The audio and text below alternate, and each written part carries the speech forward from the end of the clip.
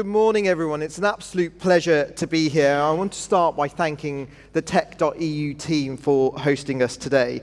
And I know we're lucky enough to have some of the most leading lights in the European tech sector here today. So welcome to one of the most dynamic, exciting, and innovative tech economies in the world. Only this month was the UK declared the only major European economy to see an increase in investment from abroad last year. And only last week, UK-based Wave announced it has raised the biggest ever investment of any European AI company. And that is further proof that Britain's tech sector, as you will find out, is absolutely booming. It's only the third in the world to reach $1 trillion valuation. Today, it employs nearly 2 million people in high-skilled, well-paid jobs right across the country. But that hasn't always been the case. Back in 2010, it was a different story. Venture capital investment was only a tenth of the amount that we see today. We only had 10 unicorns. Today, we have 154 unicorns that we've created. And we've got more unicorns than France and Germany and Sweden combined. This success story was built by innovative founders and bold investors who are ready to bet big on British businesses. But it's also been the success of an unapologetically pro-enterprise, pro-innovation government that has backed startups and scale-ups every step of the way with the support that they need to succeed here in the UK. And our investments in science and tech are already making a difference. Whether it's in South Wales or the Shetlands, we are growing the economy, creating jobs, and improving lives of the British people. We have already built one of the best tech economies in the world. We are building a better Britain.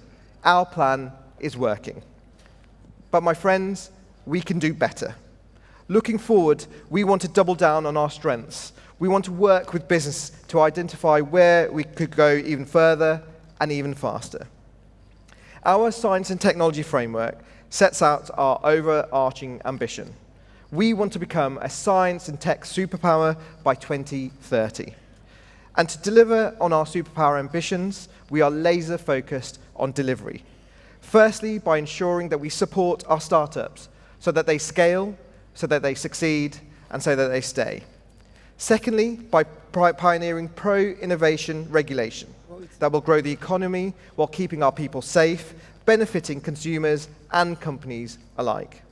And thirdly, by championing our technologies that transform our economy, like AI.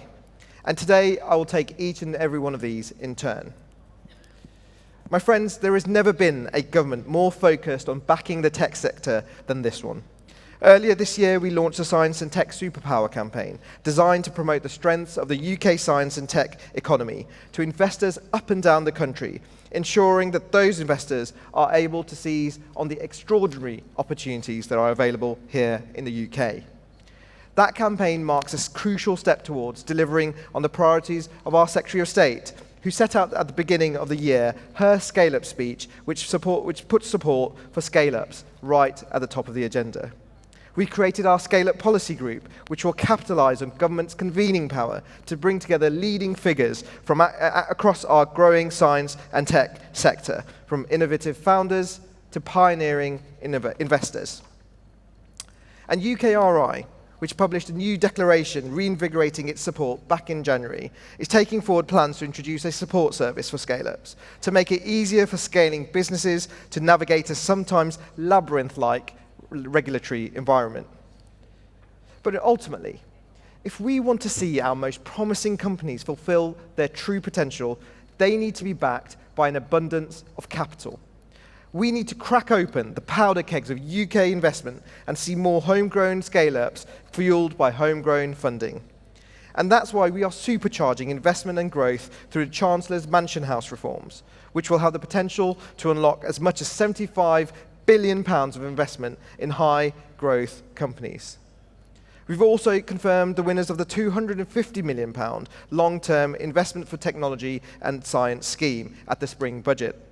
And that's now subject to ongoing commercial negotiations. But that will create new investment vehicles to unlock £1 billion of private capital for UK science and tech companies. But we're going further. We are going to establish a new growth fund within the British Business Bank with a permanent capital base of £7 billion to crowd in pension scheme capital to the UK's most promising businesses. And businesses and investors also are set to benefit from the government's commitment following the Lord Hill UK listing review, including around simplifying dual-class structures, with many of these recommendations already being fulfilled.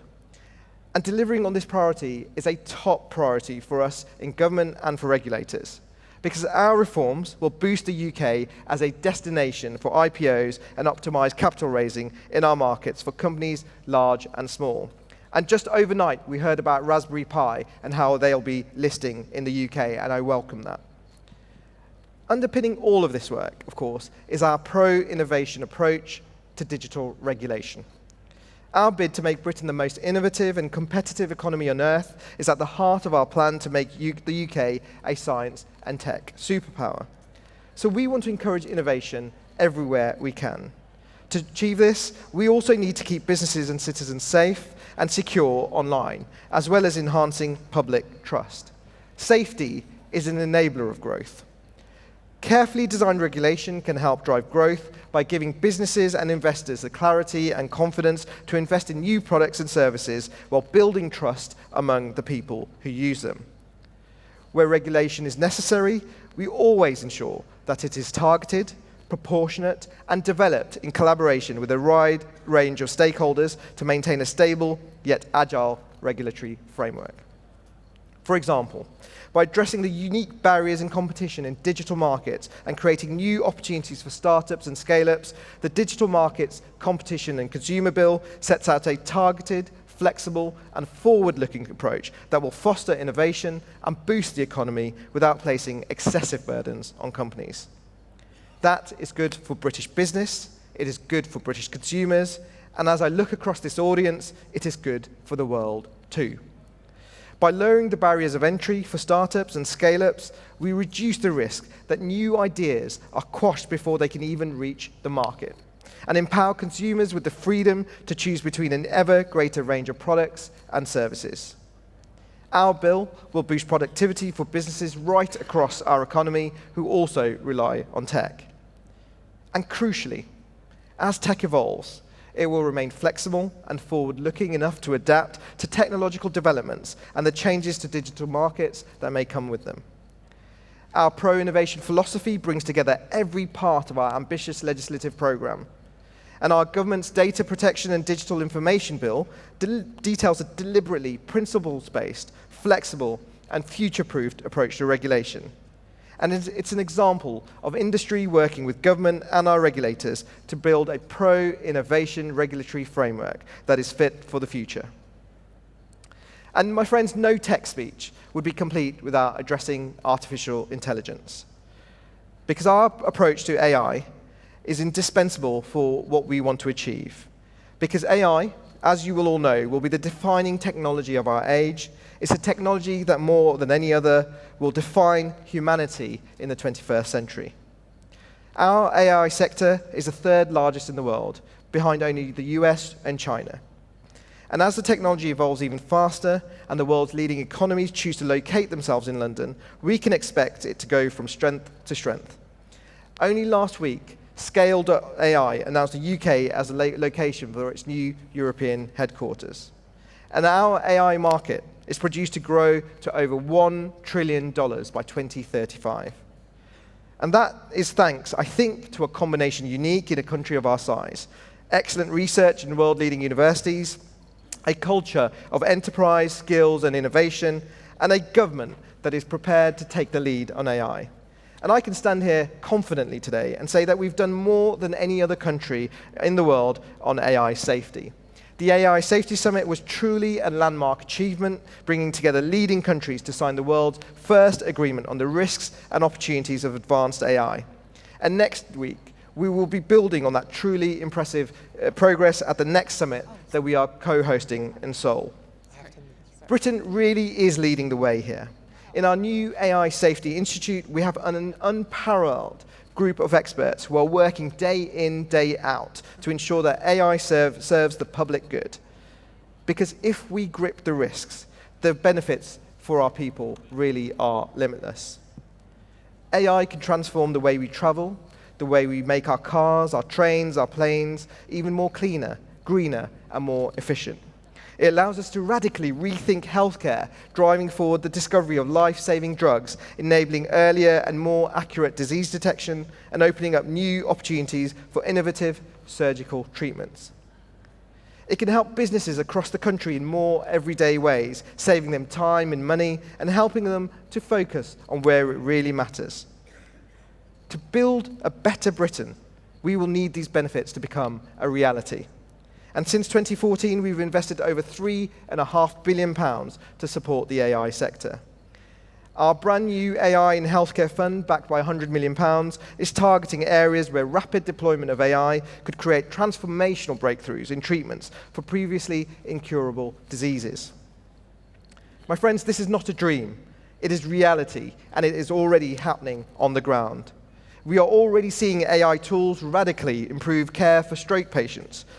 Where we know AI works, we see no reason why British patients should have to wait to feel the benefits. To accelerate the adoption of AI technology, we have set up the National Health Service AI Lab, which is turbocharging the testing of technologies, which will be vital to deliver our NHS long-term plan. That same ambitious approach applies right across government. Last year, we announced a new incubator for AI, a crack team of experts dedicated to helping government departments to use AI to improve the delivery of public services. Our white paper consultation response, which we published earlier this year, showcases a pro-innovation, pro-safety approach to AI regulation that I believe will make our country the very best place in the world to build AI businesses. Our £10 million package to improve regulators' capabilities on AI forms part of our £100 million package to support AI innovation and research across the country. Much of that innovation will be driven by ambitious businesses. And to support them, our AI and digital hub, which will provide coordinated, joined-up advice, will make it easier for innovators to comply with critical regimes relating to AI and to accelerate the introduction of new AI models to market.